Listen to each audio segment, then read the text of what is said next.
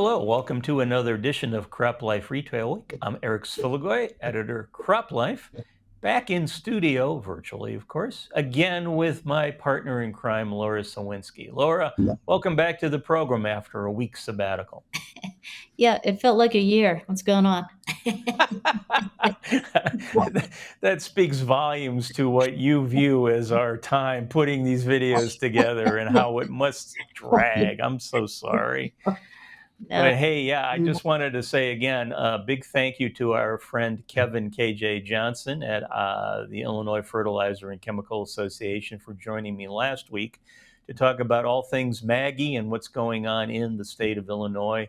I don't know if you caught the video, Laura, but in particular, him and I talked a little bit about the Dicamba situation. And he mentioned that last week, May 13th, was the cutoff date for retailers to actually sell Dicamba to their grower customers. Yep. But then he added something that it was off camera, so I will talk about it now. He mentioned that for the growers in particular, they can apply Dicamba through like June when the normal cutoff dates would normally come into play. But he said there's a lot of paperwork that needs to be filled out, stay in regulation, stay in specs. And he warned that the folks, the farmers in particular, they quote unquote, should not forget to fill out the forms and not skip questions, because if they do so, if the forms are incomplete, it's a $750 fine to the farmer for filling in the form incorrectly or not answering all the questions. So again, just a note to maybe some viewers out there with talking to their grower customers, remind them that the paperwork's going to be very important for Dicamba in 2024. Do it right. Don't take shortcuts, as my grandma. Do not take shortcuts. So hey, and I guess it wouldn't be one of our videos if transportation issues weren't in the news. I ran across this item. Of course, this doesn't involve anything going on in the United States distribution network. However, it does involve our friends up north in Canada. I guess the Teamsters, representing the Canadian National Railway and Canadian Pacific Kansas City Railways, have authorized their members to strike as of May 22nd, which is coming up a couple of days after this video is going to air. So there's a potential for a Canadian rail strike. And again, a lot of grain and fertilizer in particular move via the Canadian railway system. So this could be bad. The item I ran across that said, though, that the government's, it was the Canada Industrial Relations Board was looking into the possibility that this strike could have a negative impact on the Canadian economy and cause health issues or safety issues potentially. So until they make a formal ruling, I guess the strike may be on hold, but we will see what happens. We'll have an update in the next video or two what actually ended up happening in Canada. But I don't know if you've been following the story or not. Have you seen anything?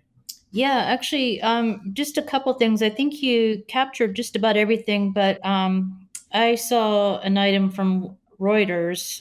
The province of Alberta, in particular, is asking Trudeau to intervene, not only on behalf of to resolve, hopefully, the rail strike, potential rail strike between two major Class 1 railroads, but also the Port of Vancouver is involved in this as well.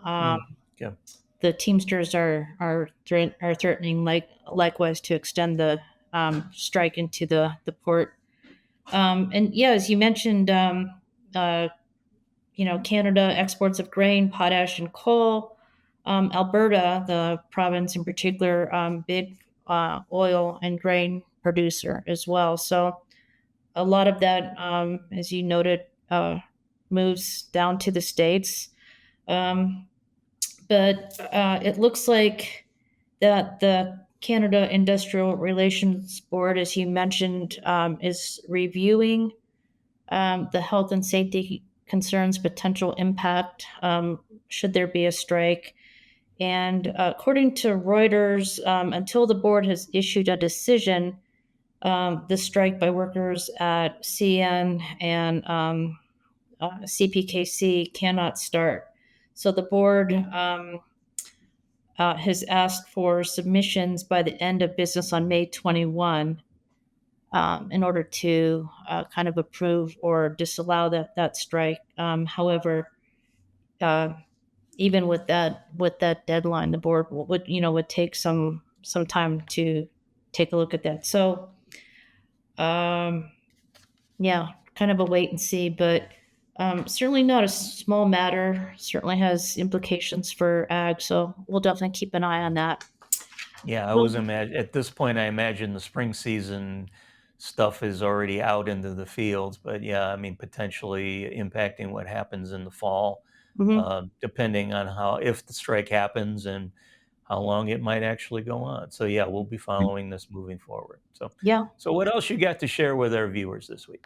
Yeah, the other item, as you know, I also, in addition to supply chain and logistics related news, I always enjoyed the Purdue CME Group monthly ag economy barometer.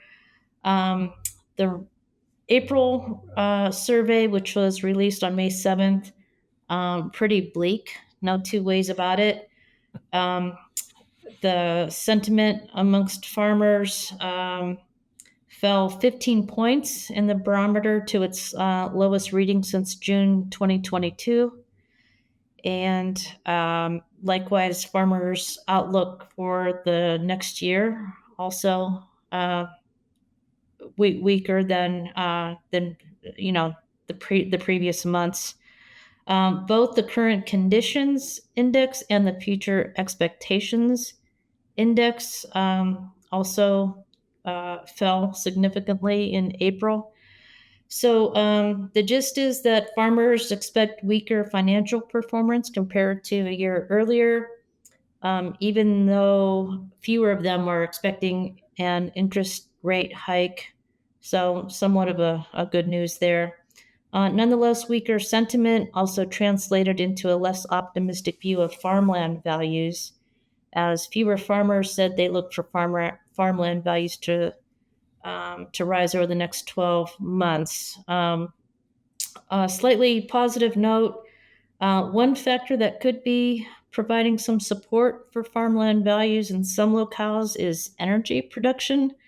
19% of respondents to the April survey said that they had discussed leasing farmland for solar energy production with a company, and 8% of farmers who look for farmland values to rise in the next year pointed to energy production on farmland as a supporting factor. So, a little bit of Hmm. good news there. But yeah, no, April, um, pretty big drop from the previous survey in March. So, Hmm. time to have a happy hour and early happy hour today with all this bad news. Sorry, Well, let I'm me let always the me one that's reporting bad news. Do I ever have something good to report? Well, let me see if I can pump this up. Maybe offer a little ray of sunshine into that major cloud deck you just threw at our viewers here. So, hey, Thank you. It is time for your favorite segment of the show. Time for fun with numbers. You say that like I'm going to get it. Well, and hopefully you'll catch where I'm going here. But so this week got a small number for you, a little percentage, 4%. Okay. All right. So, Miss Laura, is 4%, is that A, the projected increase in global oilseed production for the 2024-2025 growing season? Is it B, the projected increase in global corn production for the 2024-2025 growing season?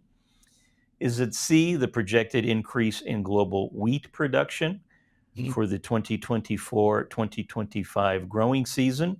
Or is it D, the approximate amount of time Laura Sowinski and I will spend on videos together because of our travel schedules the next few weeks?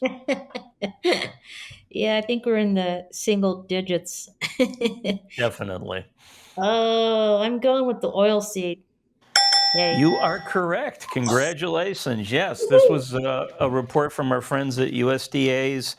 Let me get this right. The USDA Foreign Agricultural Services Grain World Markets and Trade Report.